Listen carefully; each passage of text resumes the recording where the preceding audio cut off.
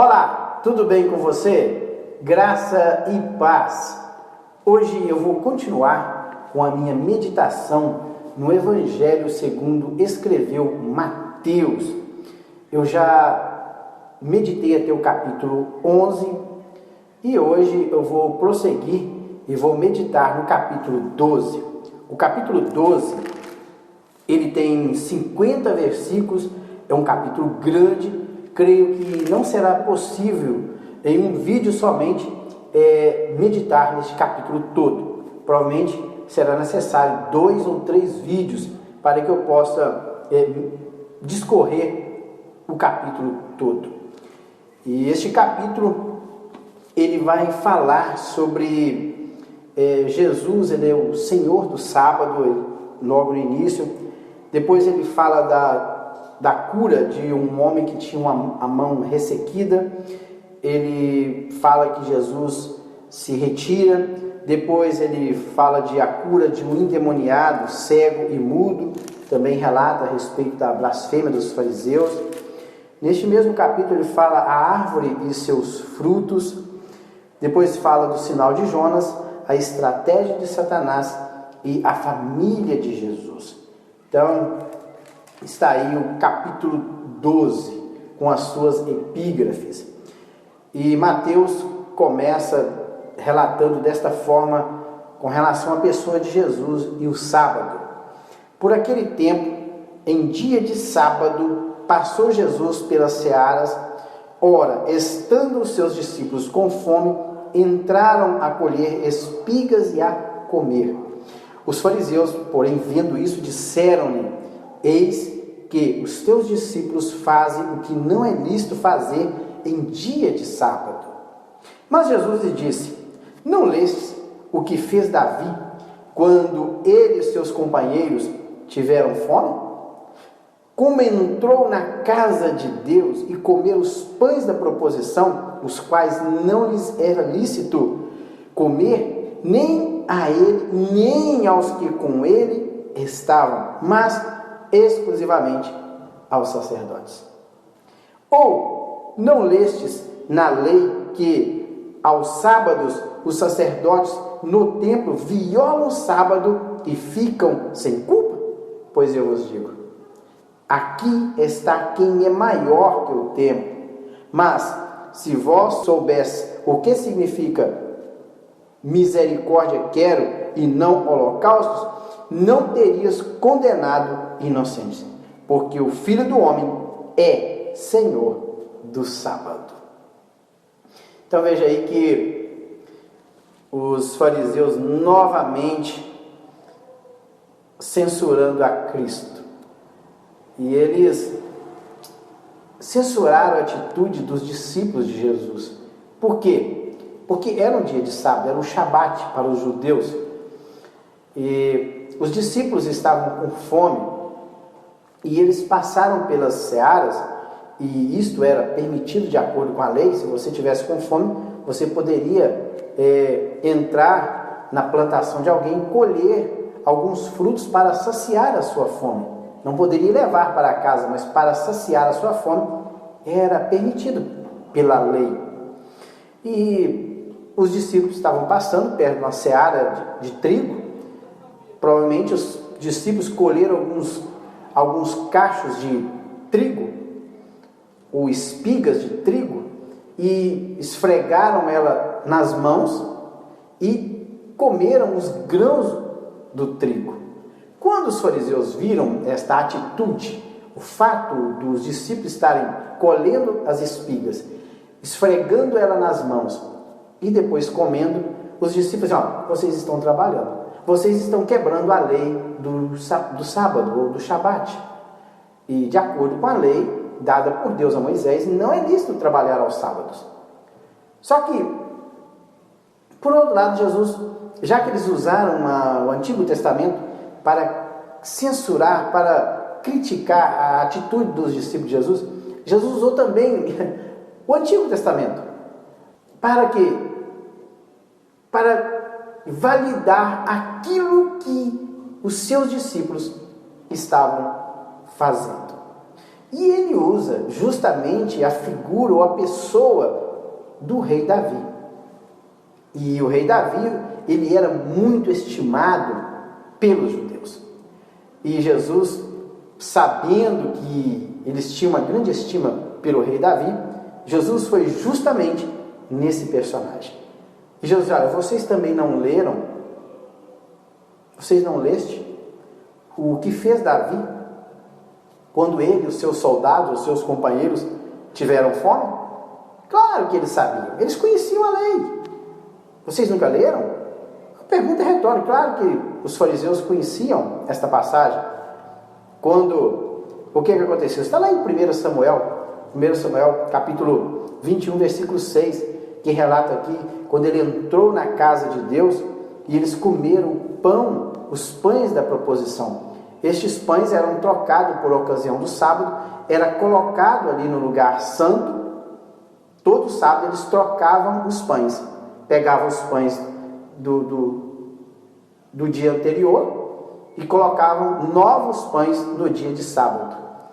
Então, a cada sábado esses pães eram trocados, e esses pães que eram trocados, eles poderiam ser comidos somente pelos sacerdotes, porque eles ficavam justamente ali no interior do tabernáculo, no lugar santo, o primeiro compartimento antes do lugar santíssimo. E eram 12 pães que eram colocados ali na mesa, eram os chamados pães da proposição. E quando eles trocavam, eles poderiam comer desse pão. Mas quando Davi e seus companheiros chegaram naquele lugar, não tinha pão, mas os seus companheiros estavam com fome. E o que os sacerdotes disseram? Olha, por acaso os seus soldados tiveram relações sexuais nesses dias? O Davi respondeu: não, nós estamos em batalha e não tivemos, estamos fora de casa há vários dias, não tivemos relações sexuais. Então tudo bem, vocês podem comer. Ou seja, o pão que era destinado somente para o sacerdote, Davi, que não era sacerdote, ele comeu. Por quê? Porque era uma questão de necessidade, era uma questão de saciar a fome de alguém que estava precisando. Por isso, Jesus relatou isto para o quê? Os fariseus. Olha, os meus discípulos estão comendo, não porque eles estão quebrando o sábado deliberadamente, não, eles estão fazendo isso por uma questão de necessidade, eles estão com fome, assim como fez Davi, os meus discípulos também estão fazendo, eles não estão violando o sábado. Tem uma outra parte que Jesus fala assim: olha, se no sábado uma ovelha sua cair no poço, vocês não vão lá e não tiram ela? Isso não é trabalho? Quer dizer, por causa de uma ovelha, alguém poderia violar o sábado e tirar a ovelha do buraco ou do poço. Mas, para socorrer uma vida humana que está doente ou está com fome, não poderia violar o sábado. Ou seja, as coisas materiais passaram a ter mais valor do que as pessoas em si. Ou seja, Jesus, ele valoriza mais as pessoas do que propriamente dito as coisas que estão ao redor das pessoas. Na verdade, Jesus, ele fez o sábado para o homem e não o contrário. Ele fez o sábado justamente para nós. Ele fez o sábado para o homem e não o homem para o sábado, não é o contrário. Ele fez para que o homem pudesse descansar. Mas se for uma questão de necessidade, o homem, ele pode muito bem violar. E ele disse: olha, ou não lestes na lei que ao sábado os sacerdotes no templo violam o sábado e ficam sem culpa? Por quê? Porque no sábado também os sacerdotes faziam trabalho no interior do tabernáculo, faziam sacrifícios, faziam a troca ali dos pães, dava manutenção no candelabro. Eles, vamos dizer assim, trabalhavam no sábado no interior do tabernáculo e, portanto, não violavam o sábado. Por quê? Porque eles estavam fazendo algo sagrado, por uma questão de necessidade. E ele falou assim: olha, aqui está quem é maior do que o templo. Quem? Jesus. Inclusive, nesse texto aqui, Jesus, porque ele cita a pessoa do rei Davi, ele cita a pessoa do profeta Oséias, está aqui no versículo 7, misericórdia quero e não holocausto. Ele citou Oséias 6,6, ele falou a respeito dos pães que eram colocados ali no interior do tabernáculo. Então, o que Jesus estava querendo dizer com essa passagem aqui? Olha, aqui está quem é maior do que o templo, aqui está quem é maior do que Davi, e aqui está quem é maior do que Oséias. Jesus, ele foi o profeta maior do que Oséias, ele foi o sacerdote dos sacerdotes, o sumo sacerdote maior do que todos os sacerdotes, pois ele foi o mediador da nova aliança, ou seja, o sacerdote, o intercessor a favor dos seus filhos, aquele que está entre Deus e os homens. Ele é o mediador desta nova aliança. O único mediador é Cristo. Por isso ele é o sumo sacerdote. O sumo sacerdote da antiga aliança, ele é que ia até a presença de Deus para representar a nação de Israel. Agora Jesus, como sumo sacerdote, maior do que todos eles, porque Jesus ele ofereceu um único sacrifício, único e eficaz, porque ele entrou de uma vez por todas no santíssimo lugar com seu próprio sangue, não com sangue alheio, e purificou, eliminou o pecado. Por isso que ele é maior do que o templo, do que o sacerdote. Então, como sacerdote, ele é maior do que o templo. Como rei, ele é maior do que Davi. E como profeta, ele é maior do que Oséias. Por isso que ele cita aqui no versículo 7, mas se vós soubesseis o que significa misericórdia quero e não holocausto. O holocausto aqui, Jesus estava apontando para o sacrifício. Ou seja, eu quero que vocês tenham misericórdia das pessoas e não holocausto, sacrifício. O mais importante é ter misericórdia das pessoas. É se você compadecer das pessoas. Misericórdia é quando eu tenho empatia, ou seja, quando eu sinto a dor do meu próximo, ou quando eu me coloco no lugar do meu próximo e sinto as dores dele e tomo as suas dores para mim e ajudo o meu próximo. Ele não está tão interessado em sacrifício. Sacrifício fala de obras e pelas obras ninguém vai ser salvo. Não é praticando obras que alguém vai ser salvo. Até porque a nossa salvação ela não é meritória, não é pelos meus méritos, mas é por aquilo que Jesus um dia fez na cruz do Calvário. Ele fez tudo na cruz. A partir do versículo 9, diz assim: tendo Jesus partido dali, entrou na sinagoga deles, e Jesus continuava no sábado. Impressionante. Achava-se ali um homem que tinha uma das mãos ressequida, e eles, então, com o intuito de acusá-lo, perguntaram a Jesus: é lícito curar no sábado? Ao que lhes respondeu: qual dentre vós será o homem que, tendo uma ovelha e no sábado ela cair numa cova, não fará todo o esforço tirando-a dali? Ora, quanto mais vale um homem que uma ovelha? Logo, é lícito no sábado fazer o bem. Então Jesus disse ao homem: estende a mão. Estendeu-a e ela ficou sã como a outra. Retirando-se, porém, os fariseus conspiravam contra ele. Veja bem isso aqui. Sobre como lhe tirariam a vida. Impressionante isso aqui. Eles acabaram de censurar Jesus, relatando que os seus discípulos tinham quebrado o sábado, a lei do sábado, colhendo as espigas no sábado. Jesus entra na sinagoga deles e eles procurando um meio para acusar Jesus, e Jesus, sabendo disso tudo, eles fazem uma pergunta: é lícito curar? E justamente parece que eles tinham colocado este homem ali para pegar Jesus, porque achava-se ali um homem que tinha uma das mãos ressequida, e eles então, com o intuito de acusá-lo, perguntaram a Jesus. Então, assim que Jesus entrou na sinagoga, Eles perguntaram: Mestre, Jesus, é lícito curar no sábado? E Jesus, impressionante, eu acho tremendo a atitude de Jesus. Jesus é tremendo nas suas respostas, ou seja, aqui nem foi uma resposta. Jesus respondeu a pergunta com a outra pergunta. Veja bem, interessante isso aqui.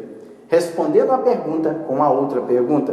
Ele diz: olha, qual dentre vós, direcionou a sua pergunta aos fariseus, qual dentre vós, que tendo uma ovelha, e num sábado esta ovelha cair numa cova, cair num poço, não fará todo esforço para tirá-la dali? Então, porque Jesus sabia que eles faziam assim. Quando a ovelha caiu no buraco, eles não mediam esforços para tirar a ovelha dali, salvar um animal. E ele diz: olha, ora, quanto vale mais? Um homem ou uma ovelha? Claro que é o homem. Claro que o homem valia mais do que a ovelha. Então, olha, Jesus diz para eles: já que vocês fazem o bem para um animal, tirando do poço, muito mais fazer o bem para um ser humano, que é dotado de corpo, alma e espírito, e que um dia este homem, ou ele vai para o inferno, ou ele vai para o céu. É um homem, um ser especial, que foi criado por Deus e que agora está na sua condição caída, mas que este homem tem que prestar contas diante do seu Criador. Não estamos falando de qualquer coisa, de um animal qualquer, estamos falando de um ser humano. Então, olha, então é lícito fazer o bem. E logo, aí Jesus sim responde: logo é lícito o quê? No sábado fazer o quê? O bem. Se vocês fazem o animal, posso fazer bem a um homem que vale muito mais. Então Jesus pede para aquele homem, ele estendesse a sua mão ressequida, a sua mão mirrada, e ela fica sã. Naquele momento, naquele exato momento, aquele homem fica curado. E os fariseus, diante daquela situação, eles ficaram sem saída, sem resposta. Eles conspiraram, ou seja, formaram um conselho. Os fariseus reuniram, formaram um conselho contra ele, pensando como fariam para tirar a vida de Jesus. Então veja bem que no sábado, não poderia violar o sábado, mas tirar a vida, formar conselho para tirar a vida do seu semelhante, isso eles podiam fazer. Isso é o que? Característico de um religioso, de uma pessoa formalista, que só tem atitudes exteriores, mas que o seu interior está corrompido, está deteriorado. É um formalista religioso, que vê somente a aparência e condena a atitude das pessoas. E Jesus, ele veio para fazer uma mudança completa, uma mudança que começa do meu interior e isso exterioriza na minha aparência, no meu exterior. Isso começa de dentro para fora. Jesus veio fazer uma mudança completa no ser humano. E os fariseus não poderiam violar o sábado, mas poderiam formar conselho para tirar a vida de uma pessoa. E no versículo 15, com certeza Jesus, sabendo disso, que eles formaram um conselho para tirar a sua vida, o que Jesus faz? Mas Jesus, sabendo disto, que eles estavam pretendendo tirar a sua vida, mas Jesus, sabendo disso, versículo 15, afastou-se dali. Muitos o seguiram, e a todos ele curou. Então, claro que os fariseus seguiam a Jesus justamente no intuito de acusá-lo, procurando uma ocasião para acusá-lo. Mas tinha pessoas que procuravam Jesus para ser curado. E eu chego à conclusão que poucos seguiam a Jesus por aquilo que ele era, por ser justo como ele era, é e será para todos sempre. Advertindo-lhes, porém, que não o expusessem à publicidade, que não colocassem ele tão manifesto, tornar Jesus tão manifesto para as pessoas.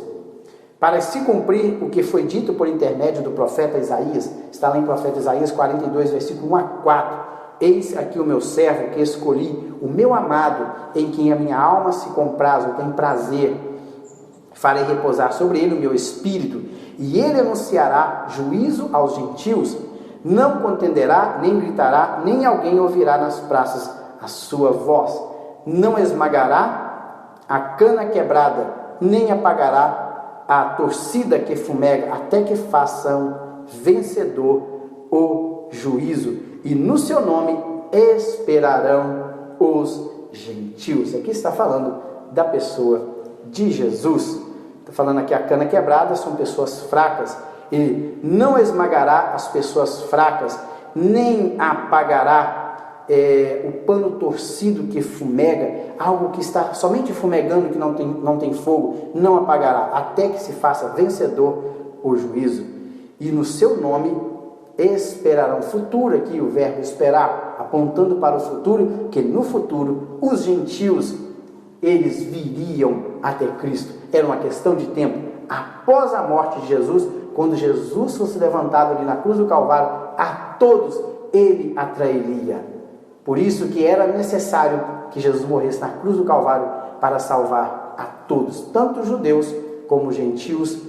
Todos os povos agora são bem-vindos à presença do Senhor, e todos aqueles que creem em seu nome serão salvos. Está aí, portanto, até o versículo 21 do capítulo 12, e no próximo vídeo eu estarei dando continuidade neste capítulo. Fiquem com Deus e até lá!